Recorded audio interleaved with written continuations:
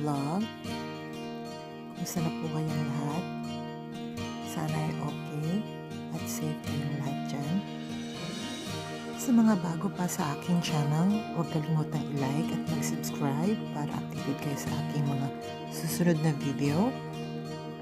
At kung may mga katanungan po kayo tungkol sa video ito, you can send messages on the comments below. Sa mga motherhood, sisterhood at sa mga brotherhood na rin na interesadong matutong gumawa ng mga accessories gamit ang beads, ito ay para sa inyo. Sa panahon ngayon, marami na tayong oras na nakastay sa bahay dahil sa pandemic na ito. Maraming naghihirap, hindi lang ikaw, ako, pati buong mundo. Pero bilib pa rin ako sa mga taong lumalaban at nagsisikap para makaraos at malagpasan ang pandemyang ito. Fighting sa ating lahat. Masyadong mahaba na ata ang intro ko, guys. Pasensya na kayo, guys. Gandang-ganda lang kasi ako sa mga gawa ko. Pagbigyan nyo na, vlog ko naman to eh. At saka, masyado ko nang hinabaan yung video na mga nagawa ko.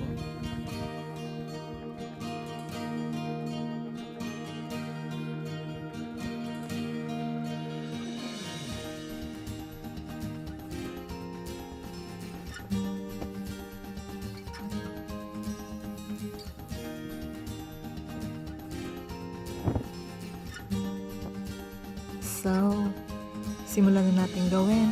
Let's do it! Ito yung mga materials. Pakibasa na lang po. So, una, kailangan natin ng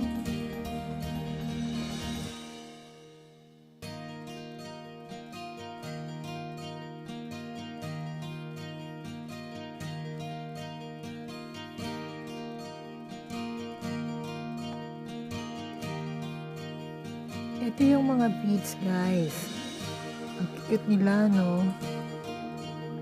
Pili na lang kayo ng mga kulay na gagamitin ninyo. So, ito yung tinatawag na seed beads. May mga sukat yan siya. 1mm, 2mm, 3mm, and so on. But yung nasa picture, ang sukat niya is 1mm. 1mm. Yung pinakamaliit na sukat ng seed beads.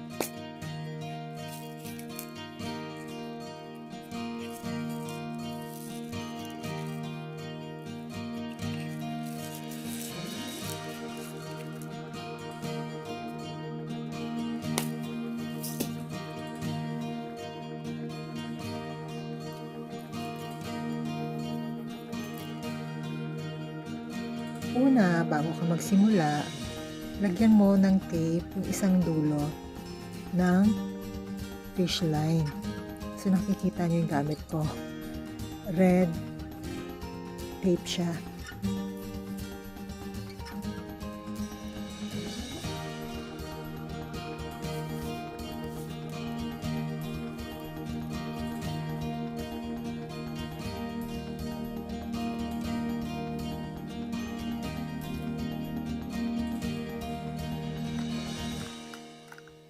Hindi natin sukatin yung size ng fish line natin.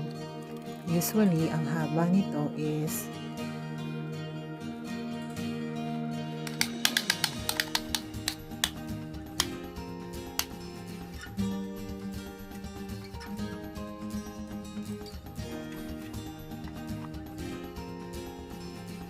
ang haba nito is 25 cm.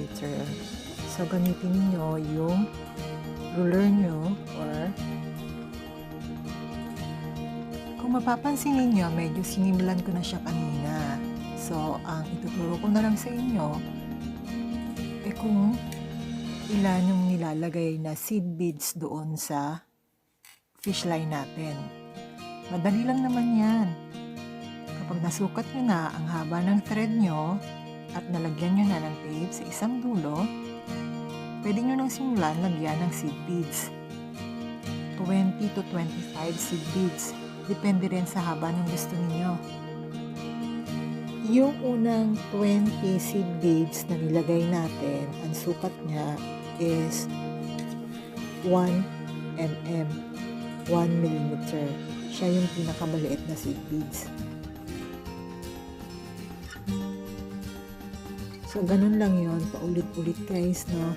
20 seed beads. Tapos, mamaya, tuturuan ko kayo kung paano gumawa yung flower na mapapansin ninyo. So, kailangan ninyo ng, ang size na is 2 mm or pwede rin 3 mm na seed beads. So, kailangan gumamit kayo ng ibang kulay para sa bulaklak. Ayan, nakikita nyo siya, di ba?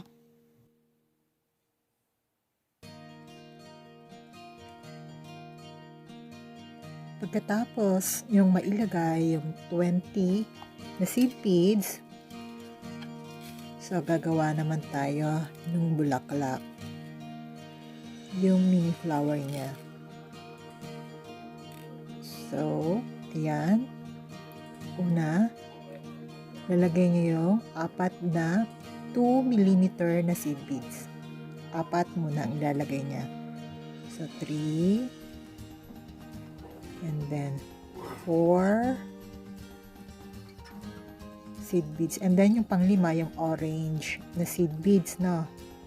So, listen to this guys dahil ito yung pinaka-important. So, kapag nailagay nyo na yung 4 na pink seed beads at yung last, yung orange seed beads, yung thread natin, ipapasok nyo siya doon sa pinakaunang pink seed beads na nilagay natin, pailalim. Ayan, yung nakikita nyo sa picture. Then, i-pull out nyo siya. So, kailangan yung orange na seed beads is nandito sa right side yung ano niya, yung place niya. Ayan, ganyan.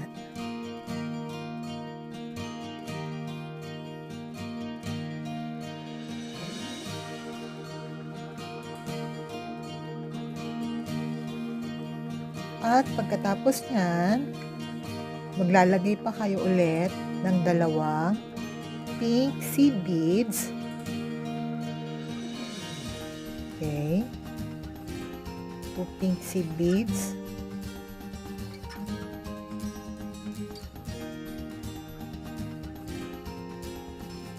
At yung thread ay ipapasok nyo naman doon sa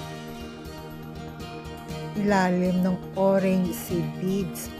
Doon sa pink seed beads sa ilalim ng pink seed beads kung nakikita ninyo. Yan. And then, ipo-pull out nyo ulit yung sinulid. Yan. O, diba? Nakagawa na kayo ng flower. Ganun ang paggawa niya, guys.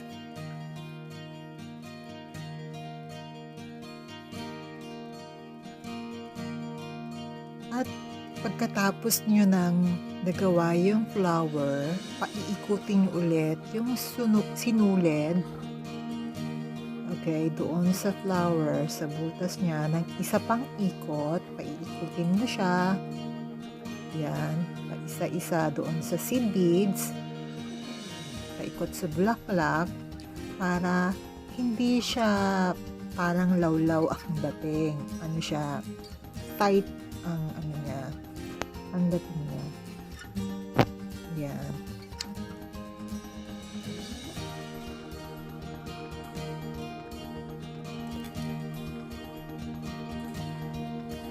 And to finalize this, kakailanganin natin ng clasp, brass ring, open jump, bead tips or tube crimps, crimp beads,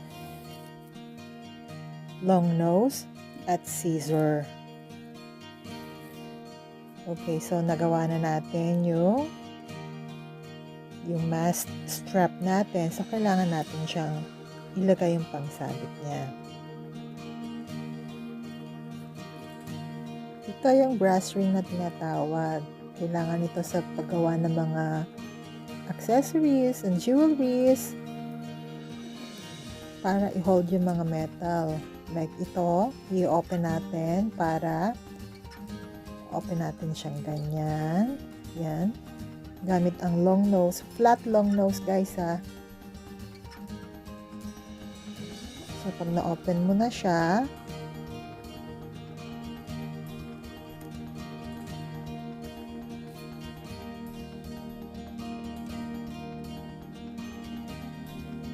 pag na-open na natin yung ating open jump, pwede nating isabit yung lobster clasp natin. Yan, ganyan. So, mapapansin itong lobster clasp. Karaniwan siyang ginagamit, diba, sa mga accessories like bracelet, necklaces. So, itong brass ring na to, yung nasa kamay ko, yan yung ginagamit nila para i-open yung mga metals para sa pagkabit ng mga crimps na yan, yung mga lobster clasp na yan. Okay, so yan, nakabit na natin. See to it na maayos yung pagkakabit ninyo para hindi matanggal agad-agad.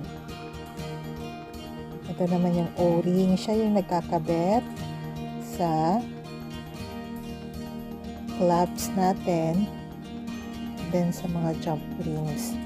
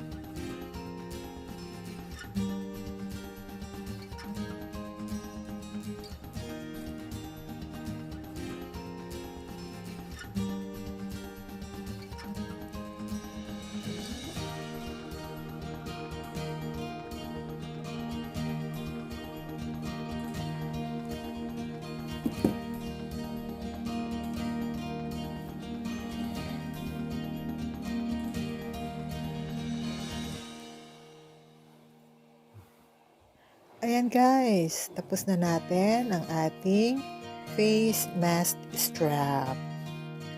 So, kayang-kaya ninyong gawin yan sa inyong bahay. Diba ang ganda niya? Pili lang kayo ng mga kulay na gusto niyo. Ang cute niya.